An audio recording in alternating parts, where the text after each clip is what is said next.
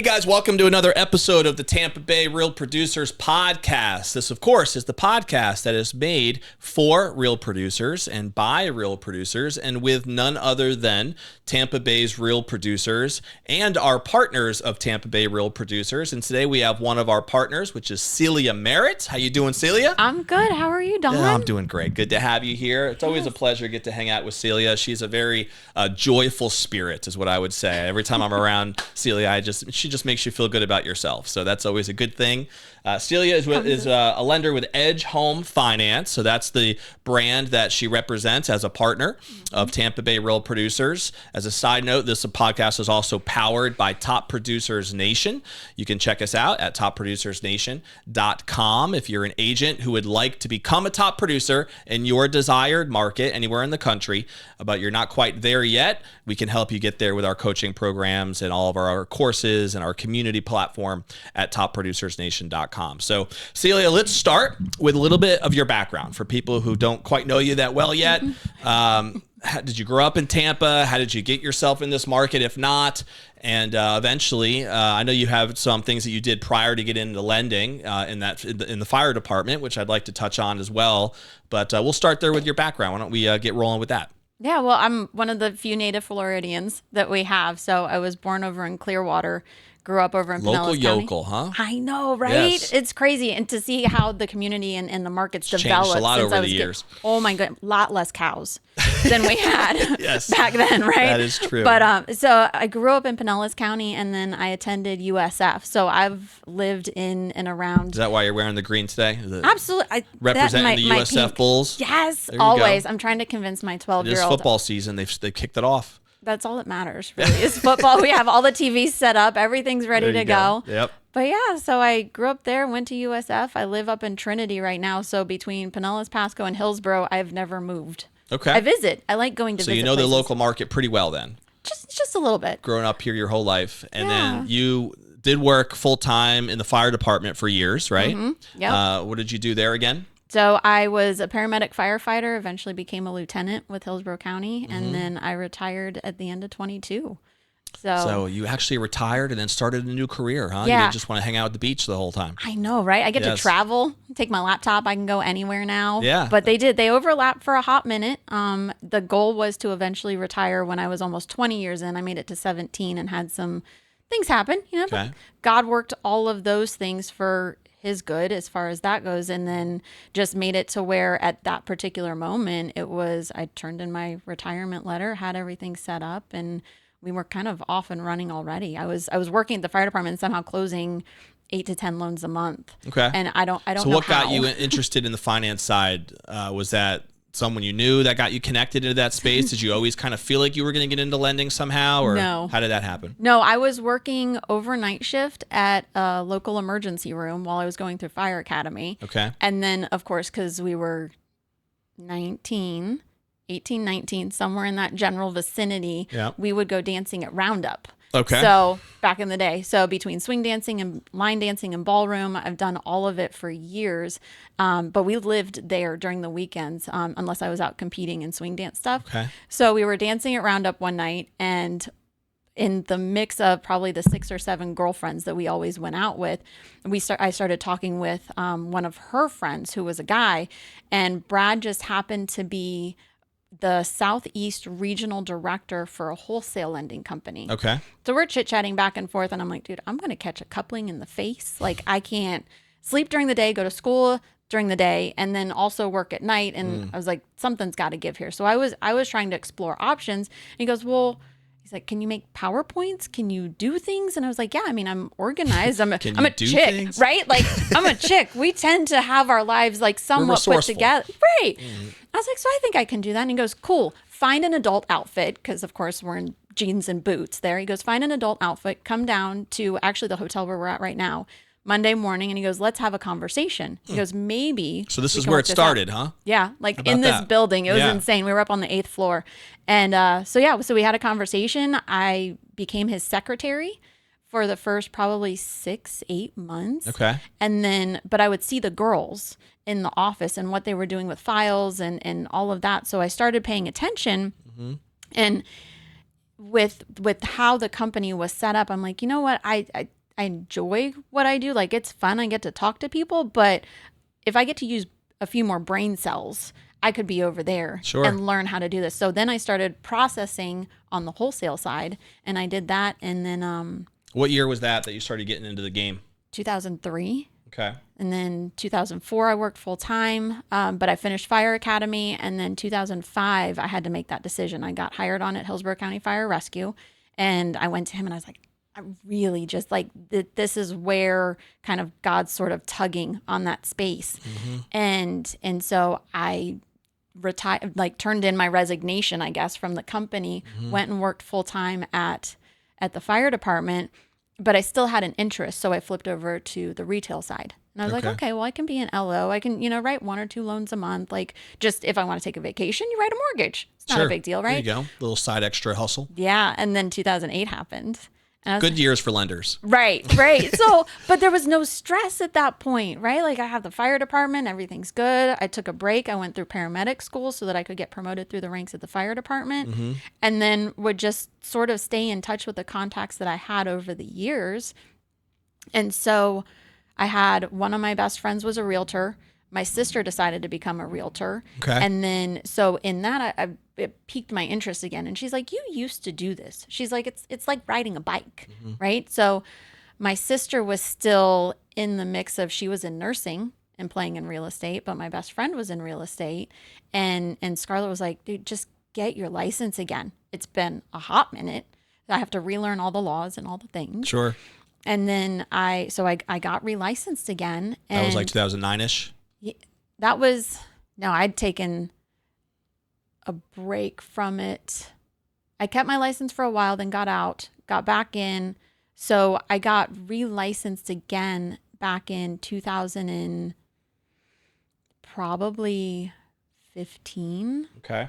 Somewhere in there. Okay. Because I would just refer out, right? Yep. Like So that's really when you kind of recommitted to it full time. Right. So, and that was hey, this is going to be the retirement plan of once I come out of the fire department, this is what because I'm too young to collect. Do you miss working in the fire department? I do. Do you? Yeah. What do you miss most? Probably the guys and the calls. Okay. So as far as the community feel? Oh my goodness. It's a family. It's Sure, a whole bunch I can of see that. 900 brothers that I really didn't ask for, but I love each and every one of them. It was. And then being able to be And out a lot in of the women community. think there's a lot of sexy firemen out there too. They got the calendars and everything flowing, No, at 2:00 in the morning, everybody's You guys hair were is brothers, I get sideways. it. Yeah, no, they're all hair sideways. We're all just crawling out of bed. You're I trying know, to make it working to hard, trying to save lives. And Yes. everyone respects the first responders and everything that they do to help us on a regular basis. So, so you though got this, got the license reinstated. It sounds like got the finance world humming. And so since 2015, so I guess that's almost 10 years now, you've been doing it full time. And so with Edge Home Finance, you've been a partner of Tampa Bay Real Producers for the last few years. And so what are some things that you think are relevant that, agents should be aware of what's happening now, as far as market adjustments, changes? Is there anything that you feel like is important for them to be educated about? Yeah, the market is a huge piece right now. Everybody is getting somewhat educated, whether they want to or not, in what's going on in the market, right? Like he's over there laughing at me because it's all over the news. It's the Fed funds rate and what Jerome Powell's saying and and it changes like every week or whatever, every day, I guess. Yeah, every day. Like just this week alone, tomorrow we've got the BLS report coming out, which is the Bureau of Labor and Statistics. We're getting all of the numbers for what our unemployment rate looks like, right? We all knew that the Fed would be very much pressured into starting to cut our rates when we hit 4.2. They were okay with 3.9 to 4.1. It was a little tight. We got into, and then last month it hit 4.3 out of nowhere. And the Fed's like, our bad. We got to figure this out, right? So now it went from, are the Feds going to cut the rates in September to, are we going to do a 25 or a 50 basis point cut in September? So that, even though the Fed funds rate isn't a direct correlation to mortgages, inadvertently it does affect our mortgage rate. So we're trying to keep all of the agents informed and like, hey guys, just the news alone of they're definitely going to cut. we're looking at what these are, that's already starting to affect the rates. So we're at the lowest interest rates that we've been at in about a year and a half. Yeah. We're locking, like my girls and I, we're locking rates right now in like the low fives for some of our clients, which was Which unheard. it was at one point it was low sevens, wasn't it? It was disgusting. Yeah. No, I mean, But I mean, historically, even that's It's not bad. disgusting when you have a bigger No. picture view.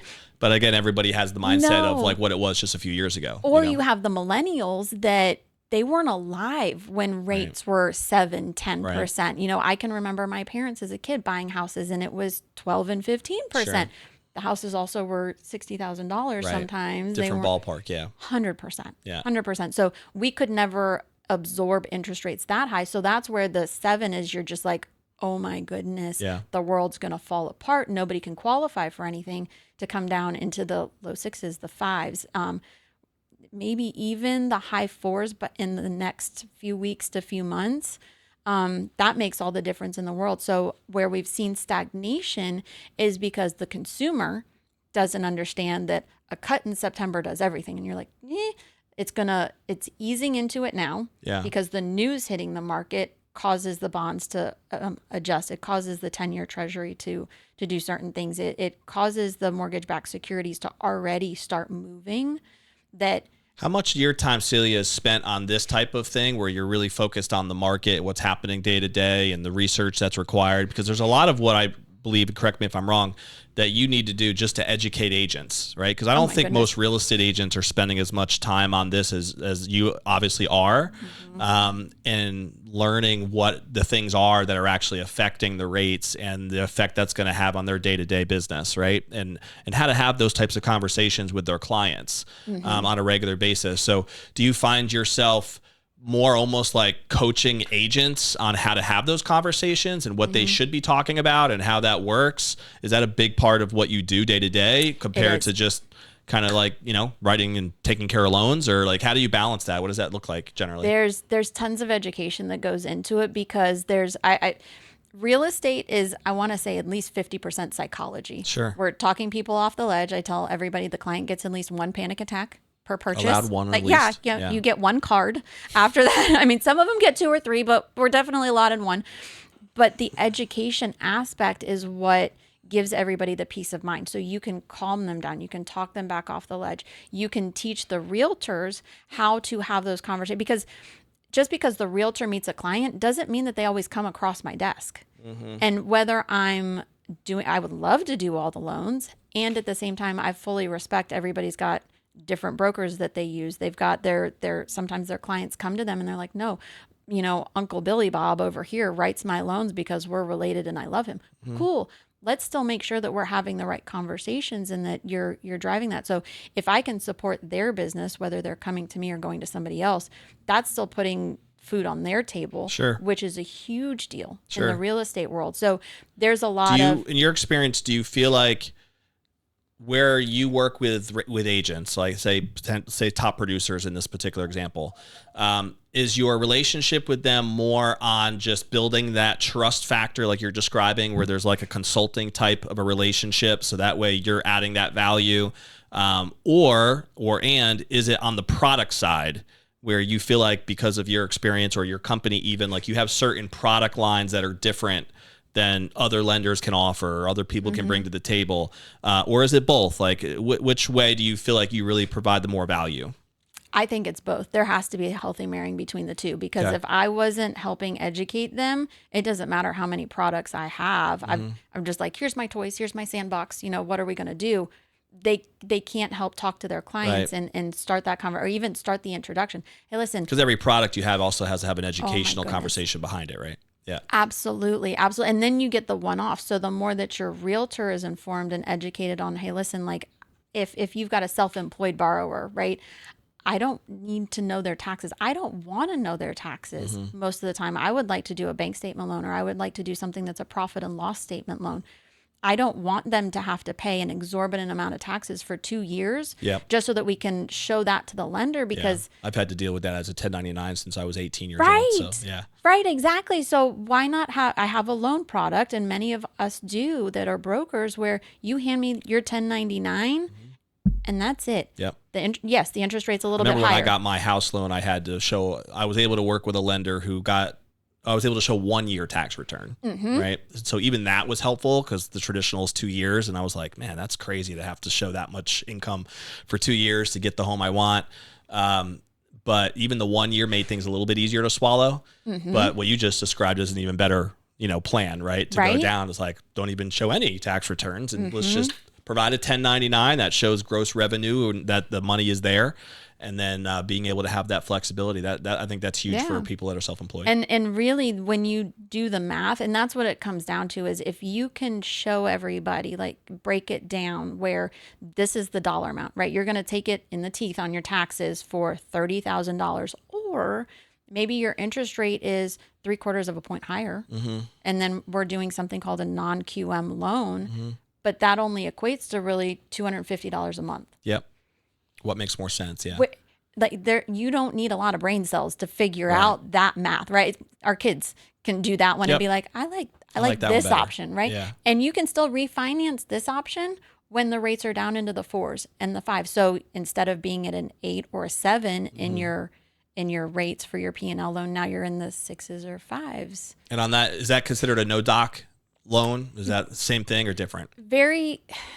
It's about half. It's kind of like a half doc loan because we're turning in the income. We still have to show your bank statements and then all the money that you use to qualify for it. So for your down payment and stuff, we still have to show certain things, but very minimal as far as that goes. Super easy to underwrite. Do you do those a lot? Yeah. Is that a niche that you've served a lot? Is that self-employed community?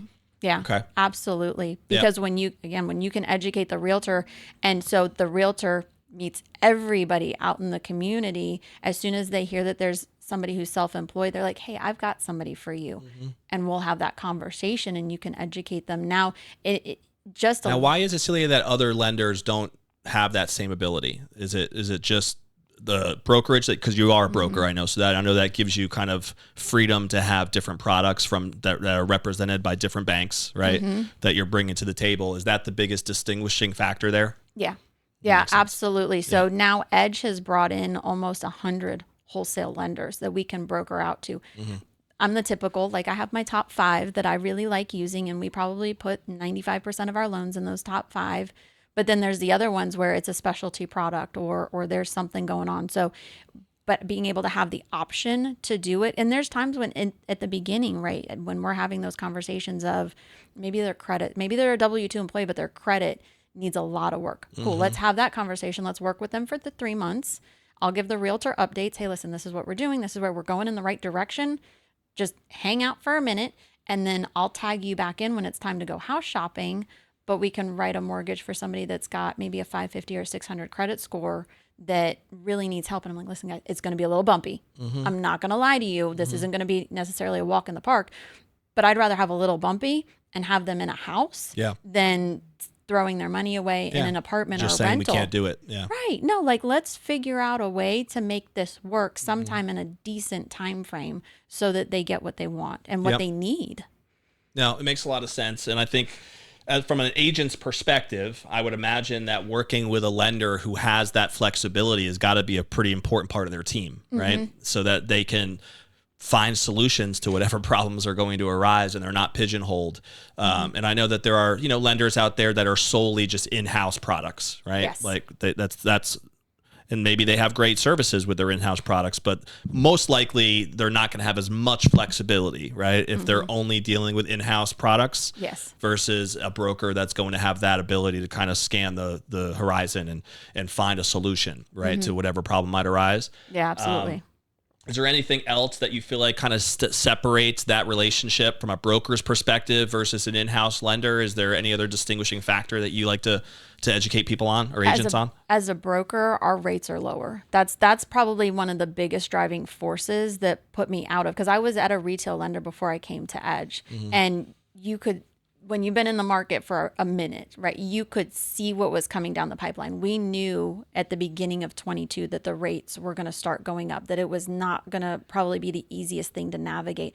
Retail lenders, if I want to give up my commission, if I want to make less money, if I want to go borrower paid instead of lender paid, which is a whole other conversation, I have to ask permission. I'm like, dude, I've been doing this too long. Like, I don't want to have water wings on where I'm like, can I please? What do you mean? Can I please make $2,000 less or $5,000 less, but put this person in a house? Right. I should just be able to be like, listen, girls. Whatever it takes. Right. Yeah. I'm not taking a paycheck on this one. And we probably do that 2-3 times a year for like our single moms or our vets or, somebody that's got a fixed income that doesn't have a lot of wiggle room. As long as I can pay my staff, I will take no paycheck, but it literally changes the trajectory of somebody's life and what they can do for their family. Like I would rather see that all day long. Sure. Right. So we moved over to the broker world as a team and then restructured a little bit so that you could make it run smoothly again. But in 22, that's what I did because the interest rates are substantially lower over here. The overhead cost is substantially And why is that? lower. Just because you can shop it around? I can shop it around and I build my own team. So instead of handing it off to, I don't know, there's Angel Oak Home Loans, fabulous company. I still wholesale to them, but they had their processors, they had their closers, they had all of these things, but you still have to staff that. And those are all built-in costs. Yeah. Yeah, they are. So you remove all of that and kind of strip everything down. Now I've got an interest rate that, again, I'd be thrilled if I can put my client later this afternoon in a 4.9 interest rate. Yep. Like, why not? Where wouldn't I do that? Yeah, absolutely. No, it makes a lot of sense. And I hope this conversation is helpful for agents that, even whether you're a newer agent or even an experienced agent who is seeing from a different perspective, like the mindset of that distinguishing, that difference between a broker relationship and the services that they provide versus an in-house lender. From your experience, Celia, are there other things that you try to emphasize when you're educating agents in the market today or even in general, that are kind of a go-to thing that you want them to be aware of, that that you're trying to educate them on, that is going to help your relationship with them go that much smoother? Just as a lot of people, even outside of work and outside of things, they all try and fit themselves into a box. And if you can give somebody the confidence and tell them like, hey, I'm here with you for you to do whatever you're comfortable with, whatever you're feeling like you're driven to do, and having them grow in their personalities, in their life, in any way that we can, and helping them just become a better person overall, and feeling like they have a network and a support system outside their family, outside their friends, but even being able to walk into work, like you increase their confidence level to be able to allow them to feel comfortable to do things that they wouldn't necessarily do before you had that conversation with them. So it's not even when they know they have like that team behind them. Right. Yeah. Like I don't care what you enjoy doing, it so long as it's a good thing, right? But all things if you want to try a new market, if you want to try breaking into a new product line, if you want to try getting in front of clients that is right on the fringe of where you're comfortable, you should be able to come to me and I'm like, yeah, I got you. You tell me when and where, you tell me what the cost is, you tell me, and then how can we tackle this as a team so that you don't feel like you're out on your own little island doing life.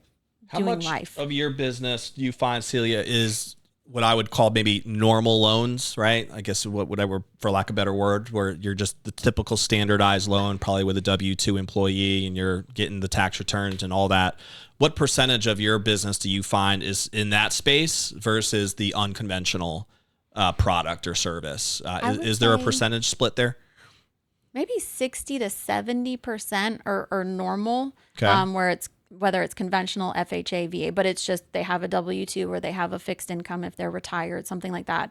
But there's a solid 30, 40% of them that are unconventional. Absolutely. So that would include what we've talked about already, right? A lot of the self-employed stuff. And then also like the investor community. Is that something that you work a lot with too? Yeah, absolutely. Okay.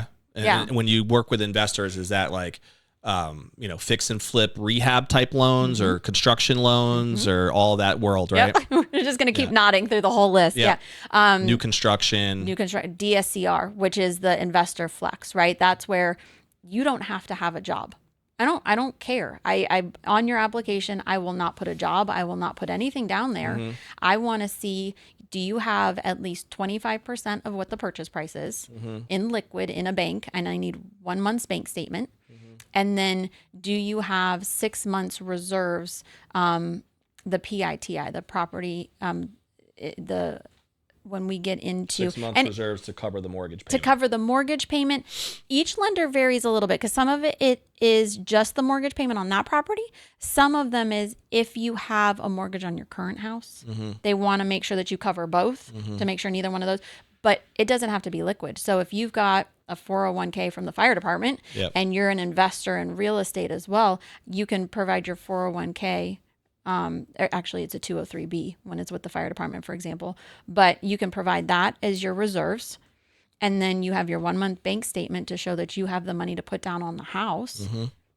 And that's it. Yep. Like a credit score, and we're off to the races. You can now, go is buy a that house. for residential property investment, or is that the same app? Does that apply as well to commercial stuff? Do you deal in the commercial world? I do deal in the commercial world. Absolutely. That is definitely not the bread and butter of what I do. Yep. But we do play in that realm. The DSCRs on residential specifically, it's up to 4 units. Yep. Sometimes we can play a little bit, the 5 to 8 unit. We can. It's a gray area. Yep. So again, there's specific lenders that'll play in that realm.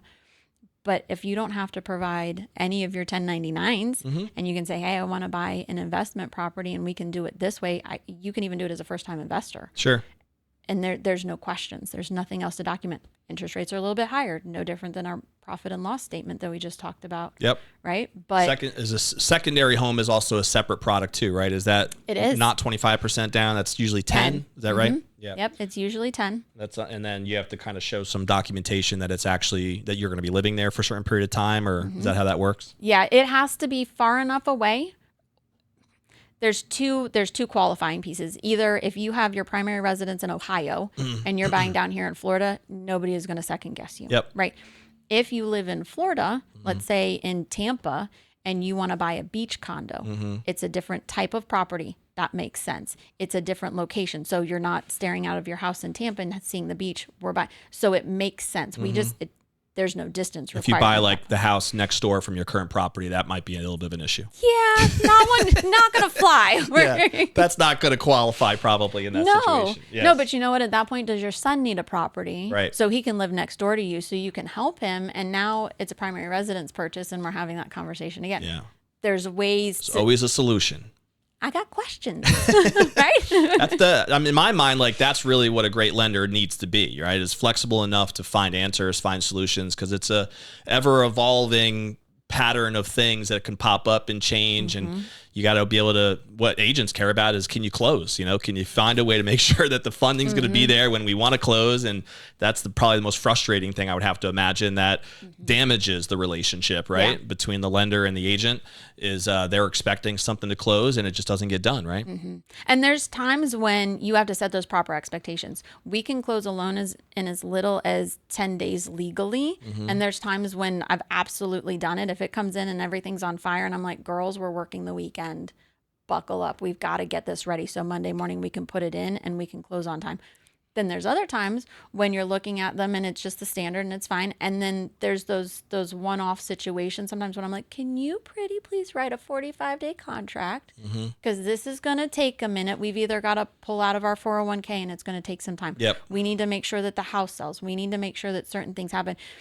But if you communicate, set the proper expectations, have all those conversations, then even if it's a little bumpy, even if it takes a little bit longer, even if you've got to piece some things together, at least everybody knows it. And then we can still work together for the client's benefit. Communication is the key, right?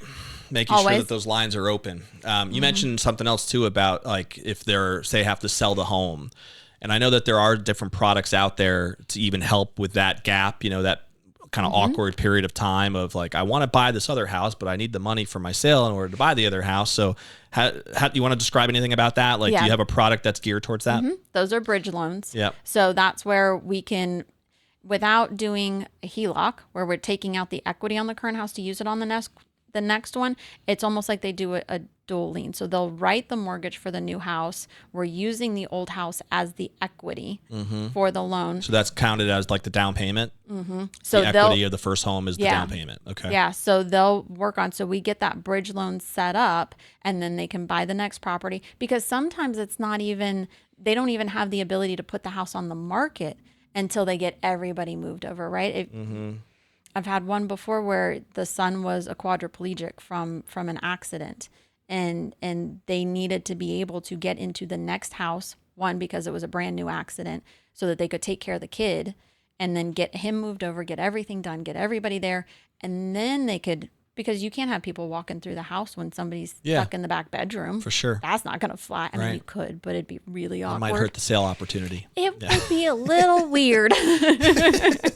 So yeah, it makes sense. You got to figure out that awkward, time frame there, and a bridge loan sounds like it could be the possible solution to make that work. Yeah. Right? No, it helps a lot, because in this market, we're appreciating. There's anybody that tells me at this point, when they're like, oh, the crash is going to, where, when, how, like, what did you read? Right. Or what hole have you been hiding in that we all missed? Because it's not going to happen. So we need larger sums of money for people to be able to afford, especially moving from one house to the next. They've got a big chunk, a lot of them. If they've been in their house longer than a couple of years, you've got some equity to play with. Do you feel like the biggest hesitation right now in the market for people on the sales side is just that they're locked in at such a low interest rate from a couple of years ago, like that willingness or unwillingness to kind of give that up, knowing that it's going to obviously be a higher rate if they do move to this new loan? Is that still kind of the big bugaboo right now? Yes. Yeah. Yeah. There's a lot. And I feel like it's starting to ease off a little bit, simply because the feds are talking about a rate cut. So people aren't going into the mortgage with, when is this going to end, right? Can we roll pennies for a few months? Can we just not go out as much? Can we maybe skip a couple of vacations? That's cool when it's a finite thing, but we don't want to give up our entire lifestyle and what we do to help, keep our families level or for a long period of time. So they're becoming a lot more willing to look at those rates, but also my family did that. I retired, and then my daughter was sick, and I had a 3% interest rate, and I legitimately cried when I had to write my own mortgage at a 7.2. Yeah. To get into the new house so that I could take care of my kid. Yeah. It was no fun. It's painful. It was. Yeah. I don't even. It'll be fine. Don't break down here, Celia. Right. But that's why I tell people, I'm like, I'm talking to clients and they're expressing their concerns, and I'm like, dude, I'm in the same boat. Yeah. Like, if I did this, do you think that I would put my family in that position if I wasn't confident in everything that we're reading and everything that we're seeing? The answer would be no. Right. No, I like having a roof over my head. It's sort of important. So if I'm willing to do that and I'm willing to jump in that boat, I did a temporary rate buy down. I got it to where I'm at 5.2 with my interest rate buy down. We're going to refinance. Yeah. I have my girls actually shopping my house right now to figure out. Well, it goes back to the whole adage of like, marry the house, but date the rate, right? Always. And understanding that mentality and knowing that, listen, it's always going to be a little bit of an ebb and flow. And if somebody is in their mind married to their existing rate, but they're not happy in the house that they're in, that's really not a great way to live. You're not really happy and, fulfilled if you're just, oh, I got this great rate, but I'm miserable in the house that I'm living in because we need this or that, or we wanted to move into this neighborhood or whatever the case may be. So, closer to work, there's more kids, there's less kids, that we're absorbing parents. We see multi-generational in a lot of houses now, right?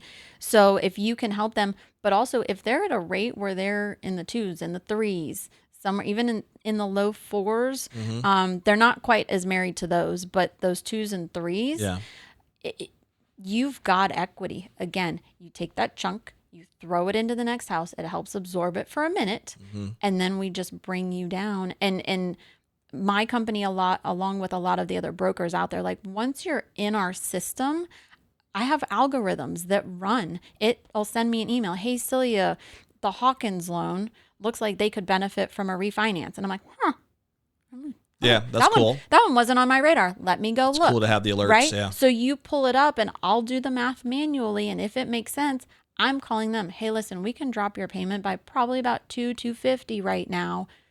Does it work for you? Right? I've already got 90% of your paperwork. We're like, please tell me that nobody's quit their job, nobody's lost their job, nobody's died. Like nothing important's happened. Sure. Right?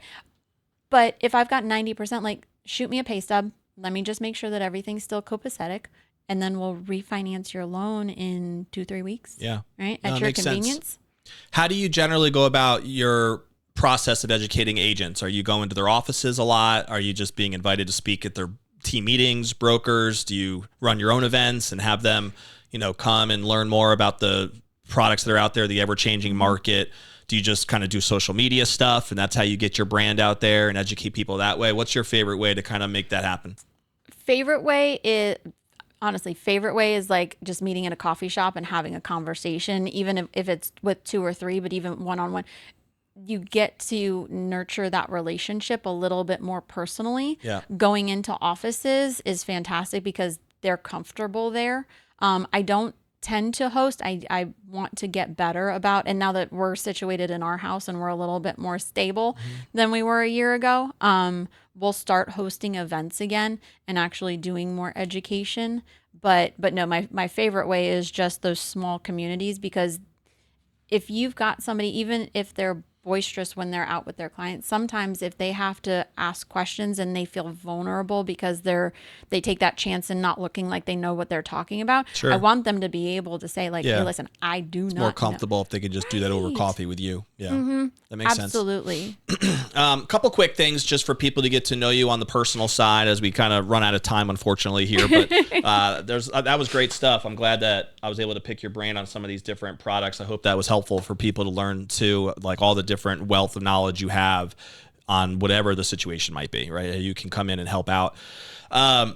So you mentioned earlier that you have how many kids? One. And how old now? 12. 12 and 12. About to pass you in height. We were talking about that off camera a little bit as well. That's why I wear heels. What do you guys love to do for fun when you're not jamming in the finance world?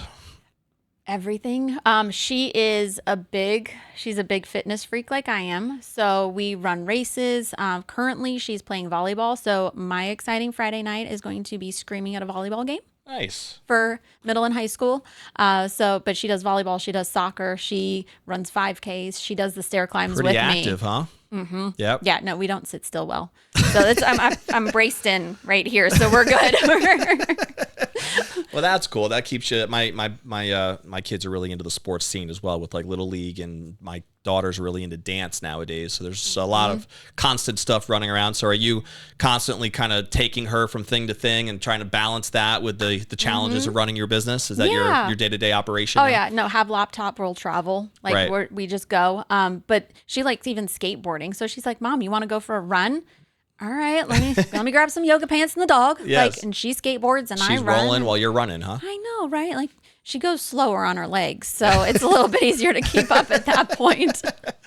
So a couple rapid fire questions for people to pick a couple nuggets about you. So if you had to select your favorite book or author, seminar, or anything maybe that you feel like you've been impacted by personally or professionally, what would you say that would be? Atomic Habits is probably one of my favorites. Great book. Right? Yeah. James Clear. And there's some amazing books out there that dive even deeper than where he goes sometimes. But what I like about that one is because it doesn't go so deep that you can pick these little nuggets, right? His paperclip theory. Yeah. Right? You don't have to necessarily use paper clips, right?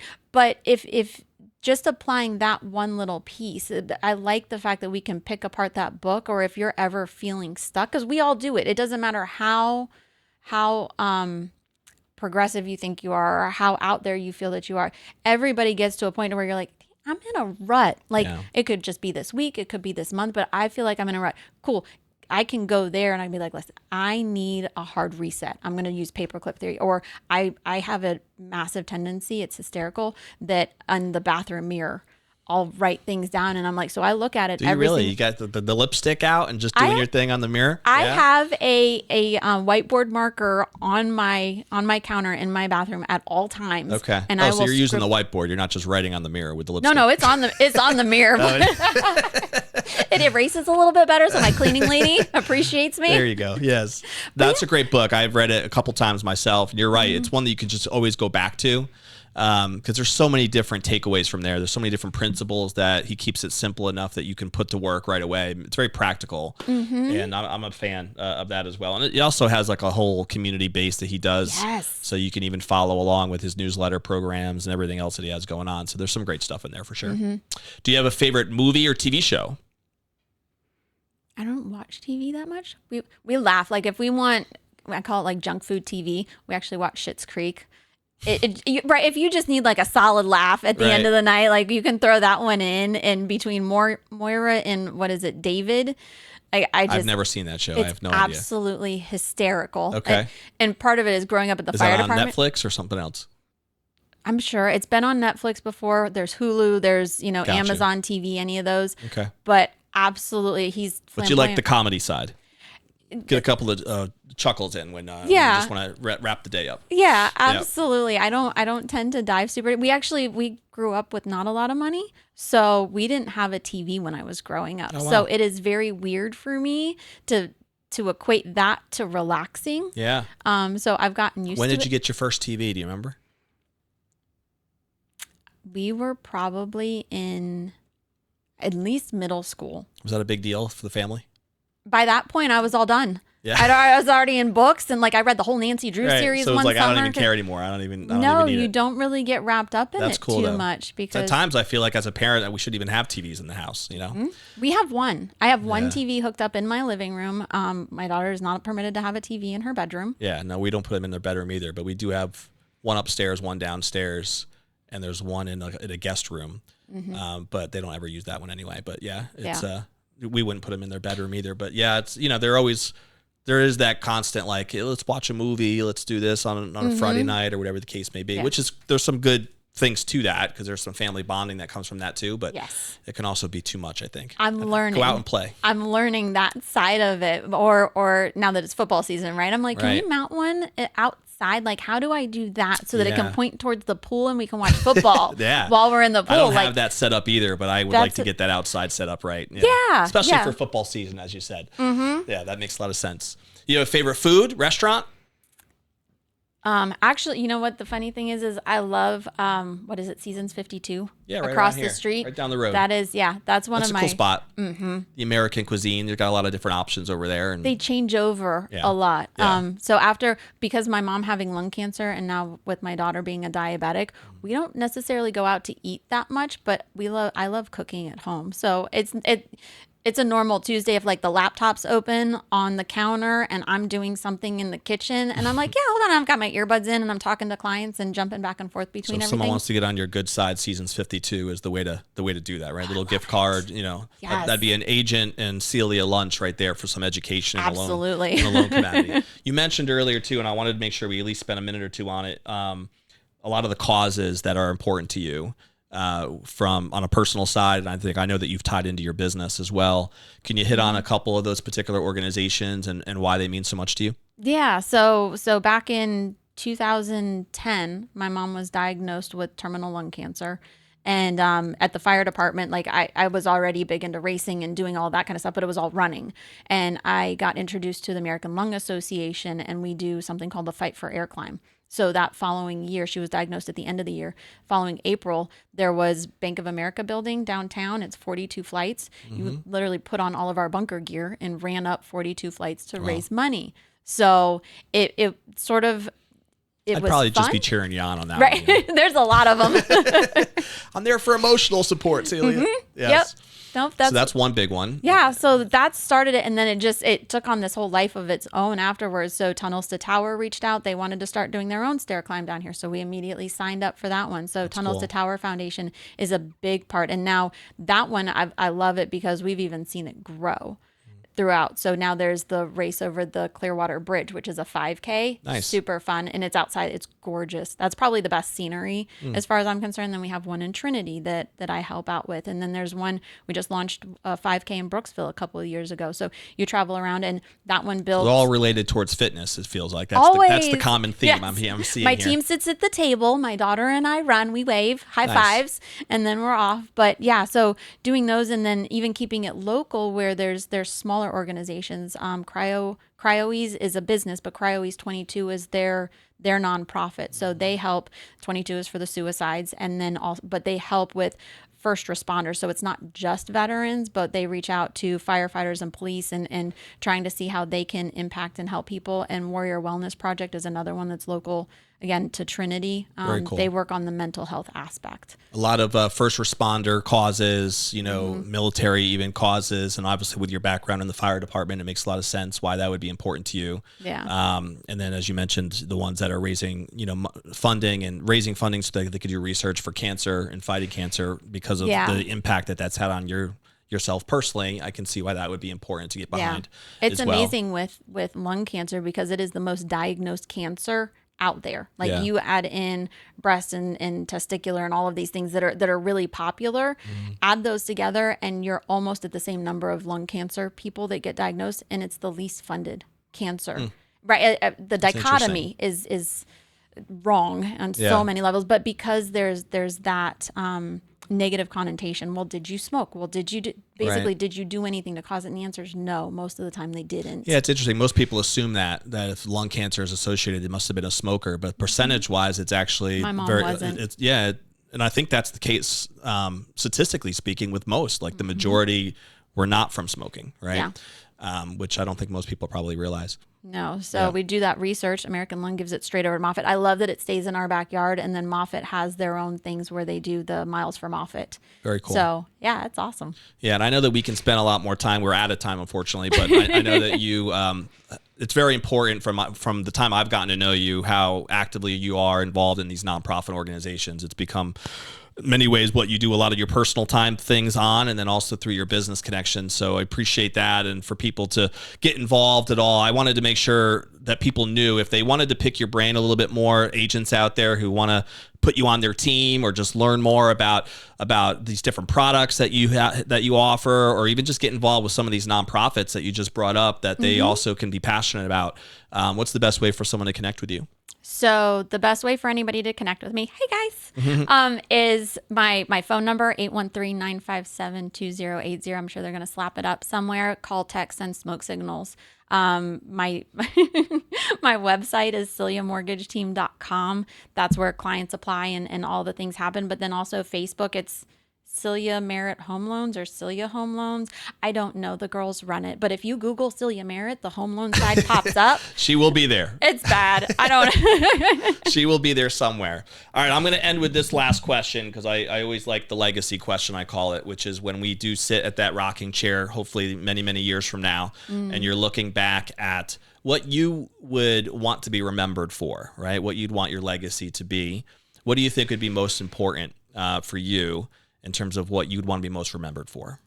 I almost don't want to be remembered as far as that goes. Your name, my name, anybody's name doesn't really matter. We find our identity in my family, our beliefs. My other half is a pastor. Our church is up in Holiday, Florida. It's Revival. Come say hi.